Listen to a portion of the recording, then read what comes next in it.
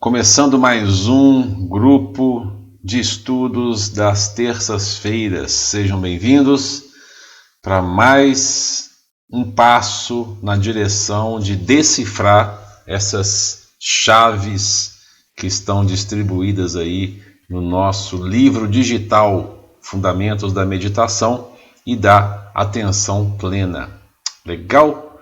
Muito bem. Espero que estejam todos bem e aproveitando os nossos encontros, né?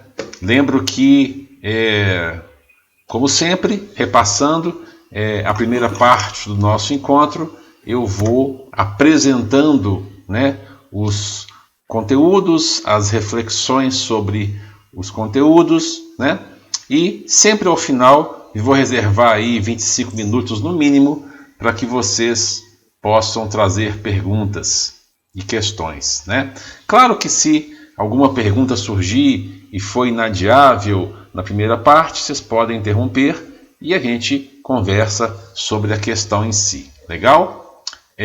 Muito bem, peço só que desliguem os microfones para evitar ruídos externos aqui durante a nossa fala, e aí quando forem falar, basta liberar os microfones. Ok? Muito bem, então vamos lá. Eu vou compartilhar minha tela com vocês e eu acho que eu lembro o ponto onde paramos, né? É porque é tanta coisa e aí acaba que...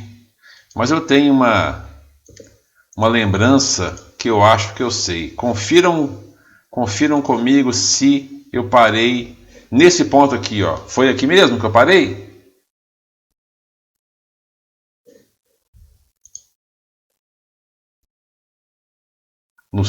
Apresentando os 4 fundamentos da atenção plena. Foi aqui que eu parei, pessoal? Acredito que sim. Cadê os meus secretários aí que estão acompanhando? Esqueceram de mim? Pelas minhas anotações, você parou aí mesmo, Gustavo. Foi aqui mesmo que eu parei? Foi. Tá. Você descreveu, né, as 3 divisões do caminho óptico. Tá mais aqui em cima, né? Tá bem lá em cima. Tá aqui. As 3 divisões do caminho óptuplo. E eu lembro que nós avançamos um pouco aqui, não foi? Sim. Passamos aqui.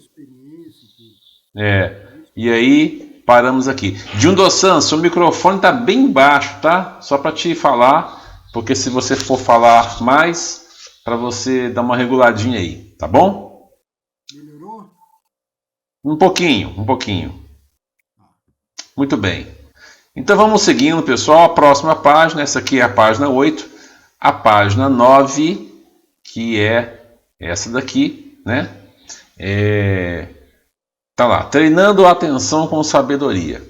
E aí eu grifei, né, logo no início, esse período aqui, ó. A atenção comum requer um novo conjunto de condições para fazer com que ela se torne sábia. Então vamos lá decifrar essa chave. Ah, e outra coisa, eu estou me atendo mais às partes que eu estou grifando previamente. Mas é claro que vocês estão lendo o material todo, né? Eu imagino que sim. E claro que se vocês tiverem aí um outro trecho, um outro pedaço que queiram trazer para discutir, né? Para interpretar, façam isso por favor, tá? Muito bem. Então vamos lá. A atenção comum requer um novo conjunto de condições para fazer com que ela se torne sábia, né? O que é que essa chave nos traz? Vamos lá para discutirmos essa questão. Logo de cara, a gente entende que existe um tipo de atenção, uma atenção comum, que não atende os pré-requisitos da chamada atenção plena. Ora, atenção comum, todo mundo aqui sabe qual é. Todo mundo aqui já leu um livro no meio de um ônibus, por exemplo. Então, você está num lugar tumultuado e você abre o seu livro e você se concentra, mantém a sua mente atenta na leitura. Então, essa é a atenção comum, aquela atenção que nós normalmente usamos no desenrolar aí do dia a dia para executar as nossas tarefas, né? Você está ali atento no que você está fazendo. Agora, qual a grande diferença da atenção comum para a atenção plena? Alguém arrisca? Qual é o conjunto que torna a atenção plena diferente da atenção comum? Atenção normal, qual é o conjunto de características ou as características? Alguém arrisca?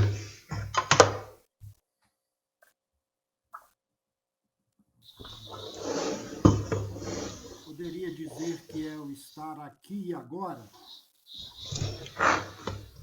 O estar aqui e agora. Comum, eu começo a fantasiar.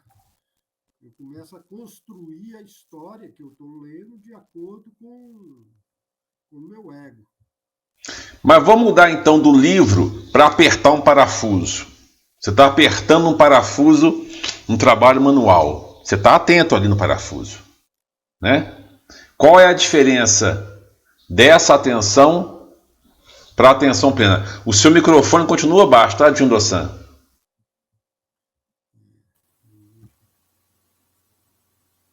Posso falar?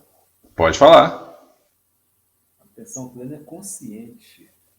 Você quer ter atenção, você é focado, ela é consciente. Você tem que ter consciência que você está prestando atenção, você está observando a sua respiração. Legal. Primeira característica, ela é intencional. Intencional. Então eu tenho que recrutar uma intenção de atenção, né? O que o Jundô-san falou também vale, tá? Ela é colocada no presente. Isso também é válido. Então, tanto para ler o livro quanto para apertar a porca, nesses dois exemplos que eu dei, você está no presente também. Mas a atenção comum pode ser dispersa no passado ou no futuro. Então, por exemplo, se eu estou planejando algo no futuro, eu estou colocando a minha atenção fora do meu momento presente. Eu estou lá na frente, né? Então, a atenção plena, ela sempre é uma lembrança do meu presente. E, Gustavo, tem como planejar o futuro usando a atenção plena? Tem também. Mas, normalmente, com a atenção comum, quando nós vamos planejar o futuro, nós perdemos o contato com o presente. Então, a atenção plena, ela é intencional, eu tenho que estar com ela na intenção de executá-la, de desenvolvê-la, e ela me mantém conectado com o que está acontecendo naquele momento, com o meu instante após instante. Então, são duas características. Tem mais uma. Nós já falamos muito das três características, né? A última não tem julgamento, né? A atenção plena, ela abre mão do julgamento. Ela não se debruça, ela não se propõe ao julgamento de bom e mal, certo e errado, né? Ela só constata. É quase uma constatação factual. É quase como se fosse uma simples constatação daquilo que é, né? Então, a atenção plena sendo intencional, colocada no presente, ou seja, me conectando com a minha realidade e o mais isenta possível de julgamento, isso garante que essa atenção ela seja substancialmente diferente da atenção comum de simplesmente ler um livro e apertar um parafuso. E sendo diferente, sendo a atenção plena diferente da atenção comum, o que é que essa diferença vai provocar? O que é que esse diferencial, no fim das contas, vai causar? Juno-san. Eu gostaria de fazer uma pergunta anterior. Você falou que a atenção plena não tem julgamento. E eu lembrei do monge mais antigo, aí, 94 anos, que ele teve um AVC, que ele fazia muita experiência de parar no momento do retiro e experimentar uma tangerina, cheirar, comer. Eu fiquei pensando na questão de você comer alguma coisa. Quando você come alguma coisa, tem possibilidade de você comer sem pôr um julgamento de gostoso, né, amargo, salgado, e como que isso não é um julgamento? Olha, não só tem jeito, como você comendo okayu lá no Mosteiro Zenkoji todos esses anos, devia estar treinando isso, que ao comer o okayu, que é a papa de arroz, nós não acrescentamos nenhum outro tempero que não seja o do próprio okayu. E que tempero seria esse? Nossa, que okayu gostoso! Rei desse okayu! Ou, nossa, que okayu ruim, hoje está frio. Isso é um julgamento. Agora, tá amargo. Isso é uma constatação. Isso é uma percepção. Doce, tá doce. Quente, tá quente. Frio, tá frio. Isso é uma percepção. Agora, entre a percepção e o julgamento, tem uma linha que separa. Eu posso perceber uma coisa e desaguar no julgamento. Nota doce, nota muito doce, está muito ruim. Nossa, que coisa estranha. Estou julgando. Agora, okayu, doce. Entende? A percepção acontece antes do julgamento. Todo julgamento é precedido por uma percepção. Então vamos pegar esse exemplo e aprofundar ainda mais. O okayu, quando eu como lá no mosteiro, ele vem acrescido de um tantinho de um tempero. Eu esqueci o nome. Gersal, obrigado. Mas aí, eu geralmente, como eu sou ordenado lá, com aquele tantinho eu ponho mais. Porque ele, para mim, ele é mais gostoso, mais agradável. Já está respondido sua questão, né?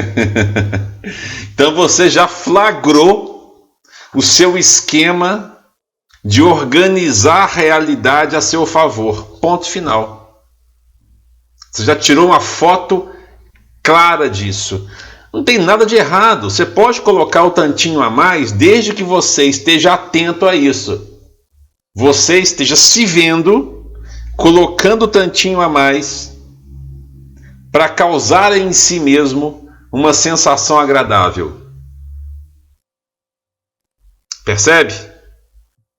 Eu me lembro, eu tinha um grande amigo que faleceu, Maurício Valente. Não sei se alguém aqui teve a chance de conhecê-lo, mas uma figura raríssima. Fizemos vários retiros juntos. Ele era um praticante leigo, mas muito sábio, um senhor já, e dava bronca em todo mundo. Era muito engraçado.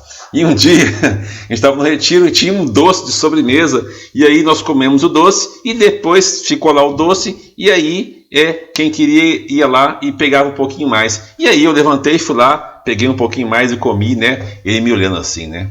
Aí depois ele chegou assim, aqui, escuta aqui, vem cá. O jeito era assim, era muito seco, né? Vem cá. O que foi, Maurício? Ele, você viu o que você fez? O que foi, Maurício, que eu fiz? Ele, você foi lá e pegou um naco a mais do doce. Desse jeito, você não vai se iluminar nessa vida, não.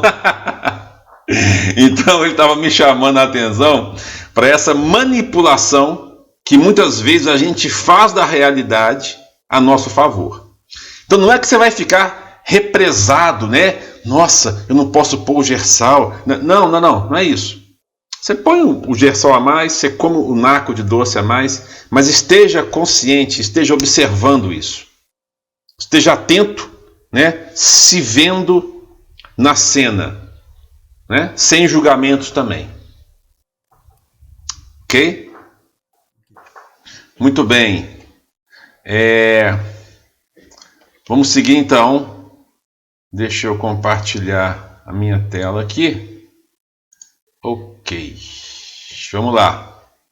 Então a atenção comum é uma coisa, a atenção plena é outra. E a sabedoria da atenção plena reside nas suas características específicas. Bom, aqui eu passei direto, mas aqui embaixo, ó. E aí eu ia responder a pergunta que eu tinha feito. O que é esse conjunto diferencial da atenção plena, no fim das contas, traz de diferente para a gente? Traz, ou deveria trazer, o fim, ou pelo menos o alívio do sofrimento, né? Então, não se esqueçam que a principal intenção do treinamento, da meditação, da atenção plena é a superação do sofrimento. Então, o sofrimento vai ser compreendido, a sua causa será entendida e abandonada, com isso a cessação do sofrimento acontece e finalmente o caminho para a cessação é trilhado. Aqui estão as 4 verdades nobres. Não sei se vocês percebem isso, né? A verdade do sofrimento, da causa do sofrimento, da possibilidade de cessação dele e do caminho óctuplo para a sua cessação. Conseguem perceber isso, né? Então, não se esqueçam que a atenção plena se propõe a... não voltei aqui não? Voltei não, né? Deixa eu interromper. A atenção plena se propõe a questão do sofrimento, né?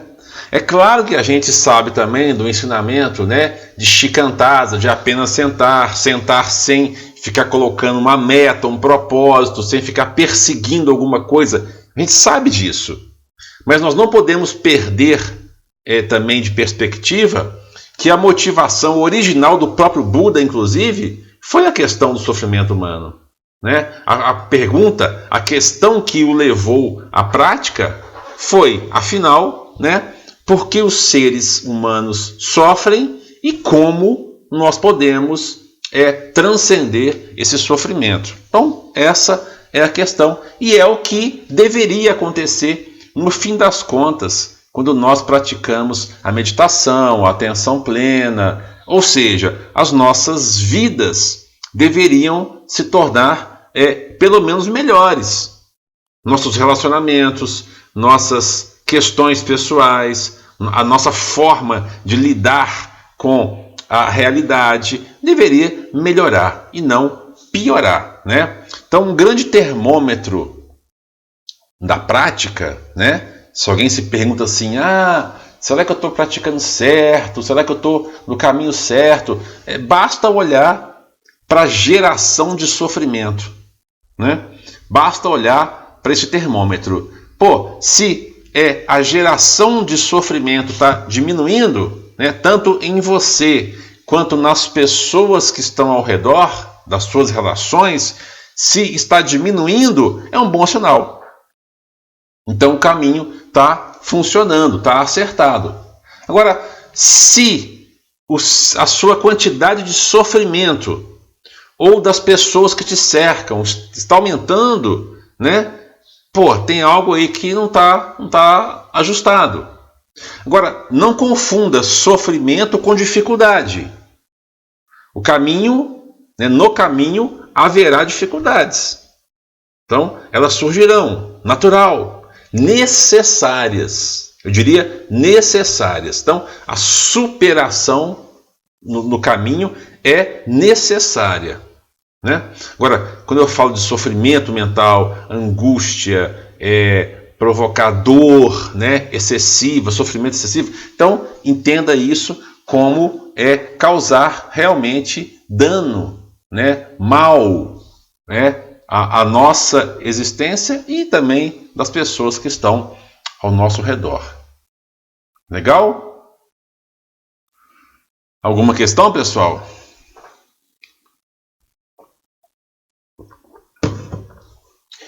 Muito bem. Então, vamos voltar aqui à nossa tela compartilhada e vamos prosseguir no nosso estudo aqui. Bom, lembrando aqui, ó, que esse material aqui, tá vendo, ó, todo legal, bonito, bem acabado, tá vendo? Bem feito. Muito bem, então aqui nesse material a Mayan, que está aqui nos assistindo, nos acompanhando, participou da confecção da arte gráfica desse material. Então, a Mayan aí, obrigado por esse trabalho. Muito bem, ela está aqui com a gente. Muito bem. Seguindo então, o que é que significa isso então? Que a nossa prática vai ser marcada por períodos alternados de desafios, acabei de falar isso, e sabedoria, com a sabedoria crescendo gradualmente cada vez mais forte e refinada. Pessoal, isso é muito comum e é necessário. A oscilação. Tem momento que a prática vai ser, poxa, mel, vai estar tudo azeitado, aí você vai para o retiro é maravilhoso, vai ser exigido, claro, né? Vai ter uma exigência ali, uma exigência até física para fazer o retiro, mas você vai passar o retiro bacana, vai voltar, vai fazer zazen todo dia, vai ter um período assim. E também vai ter período de dificuldade, de desafio. Vai ter momento que você vai ficar assim, cara, nossa, meu zazen tá arrastado, tá difícil. Você pode até se questionar, pô, mas será que isso é para mim mesmo, né? Quando acontecer isso, você está no fundo do poço, a sua mente quer te ludibriar, né? Que ela quer te provar que o zazen não é para você, o caminho não é para você, que isso é uma viagem, que isso não serve para o mundo de hoje. Isso é somente produzindo mentira, né? Mas acontece.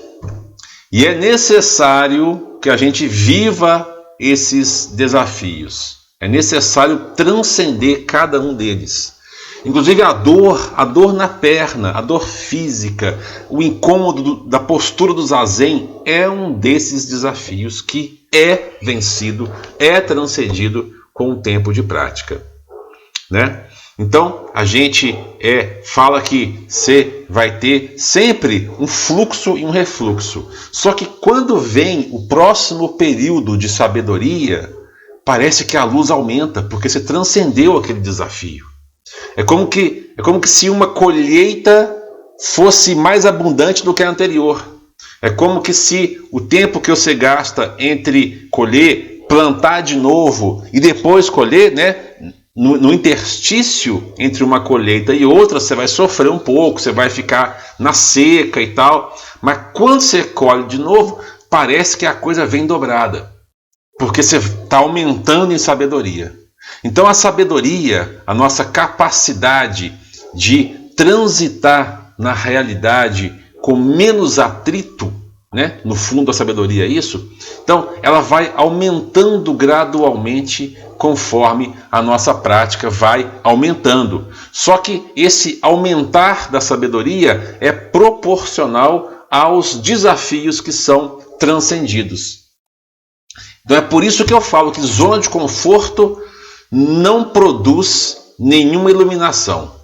Não produz.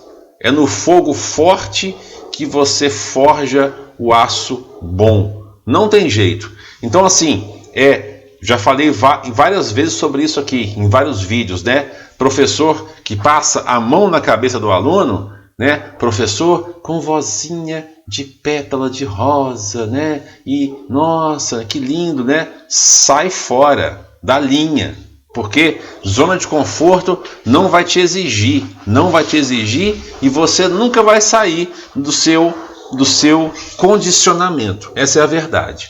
É claro que não se trata de uma punição, né? De um masoquismo, de ficar se punindo, procurando cama de prego, né? Ser um faquir. Não é isso. Mas também, ao mesmo tempo, ficar sempre na bolha, aí é condicionamento, tá? Então, a sabedoria que vai crescendo é proporcional aos desafios que vão sendo dissolvidos, transcendidos. Ok, pessoal? Alguma questão a respeito disso? Daqui a pouco eu já vou abrir para as nossas perguntas, tá? Muito bem, vamos continuar um pouquinho mais então. Vou compartilhar de novo aqui minha tela. E vamos voltar para o material, né? E aí, na mesma página, o papel da atenção com sabedoria é alimentar os fatores de lucidez e esfomear os obstáculos que atrapalham. Atenção plena solidamente estabelecida é o primeiro fator da iluminação, né? Eu não sei se vocês aqui têm se vocês conhecem os 7 fatores da iluminação. Nós já estudamos isso aí no curso SAT, ou já estudamos aqui no grupo de estudos. São 7 fatores, e a atenção plena é o primeiro deles. Ou seja, a base de toda experiência transcendente é a atenção plena.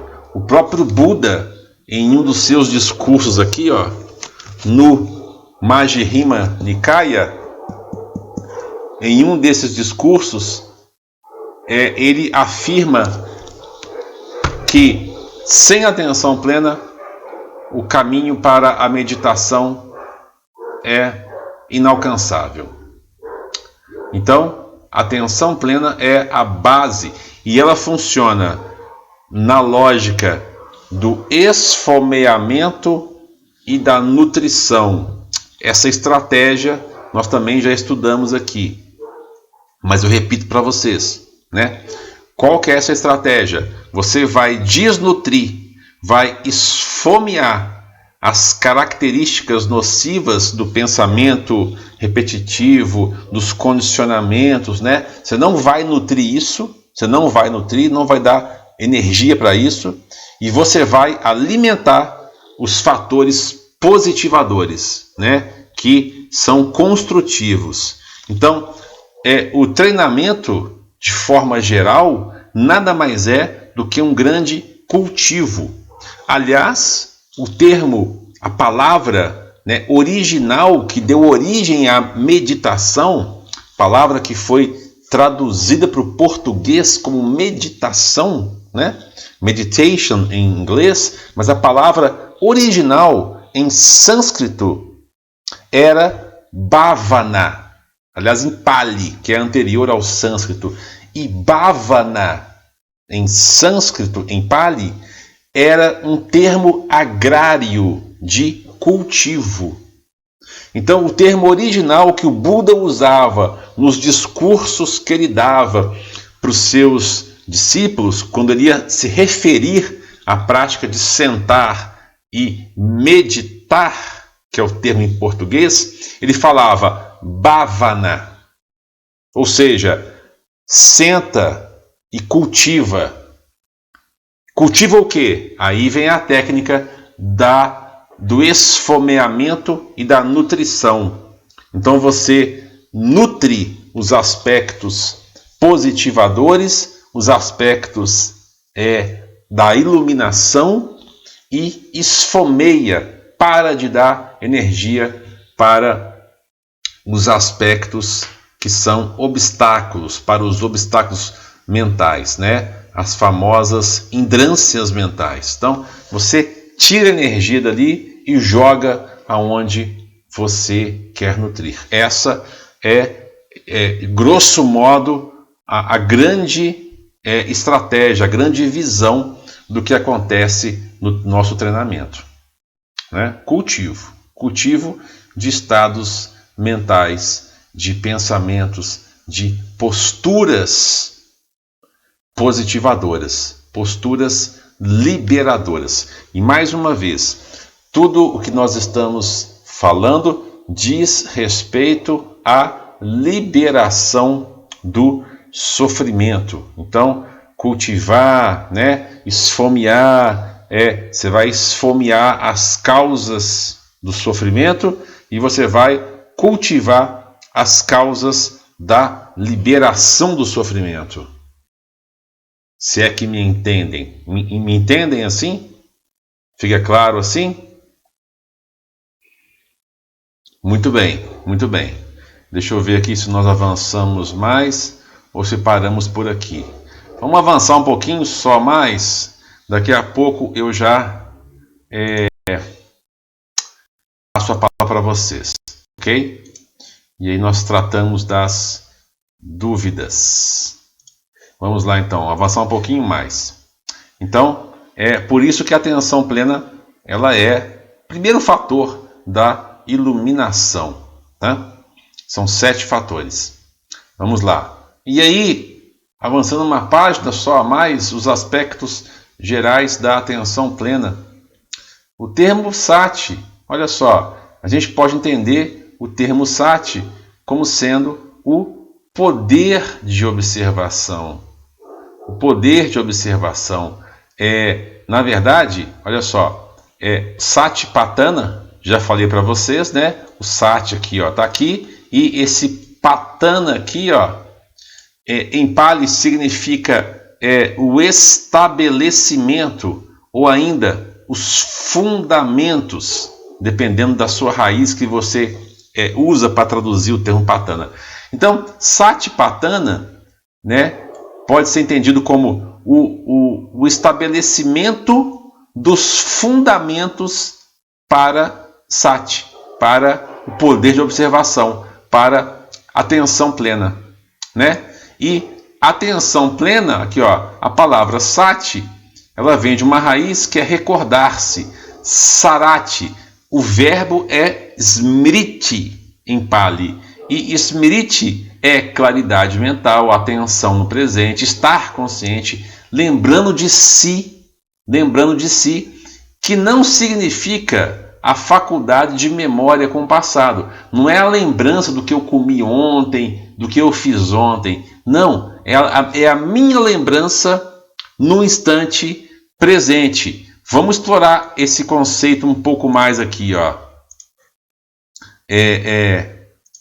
Quando você entende que a atenção plena é o poder de observação para quê? Necessário para que eu saiba o que cultivar e o que não cultivar. Lembrem da estratégia. Cultivo e não cultivo. Nutrição e esfomeamento, né? Mas para eu saber isso, eu tenho que saber o quê? Eu tenho que ter um poder de observação, que seria Sati, atenção plena, presença. E esse poder de observação, ele se sustenta na minha capacidade de me ver, de recordar de mim mesmo no presente. Então é essa lembrança, a lembrança de retornar os meus olhos da atenção, da concentração para mim mesmo a cada instante, a cada momento, a cada pedacinho que nós chamamos de presente, de eterno presente, né? Então, agora de novo, e é aqui que nós encontramos nós mesmos, nesse eterno vir a ser chamado presente.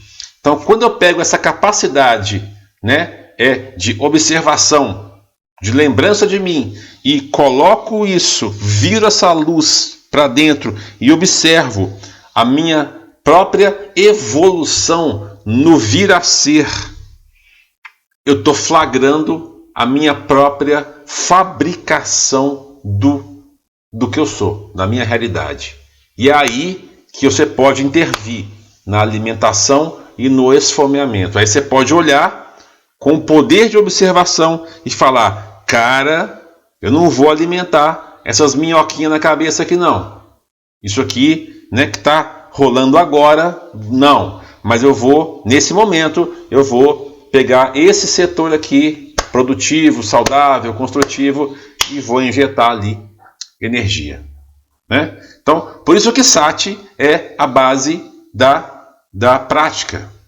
Sem esse poder de observação, sem esse poder de acompanhamento, que vai gerar discernimento, é impossível a gente cultivar. Né? Então, por isso é que é Sati fundamental para o nosso cultivo.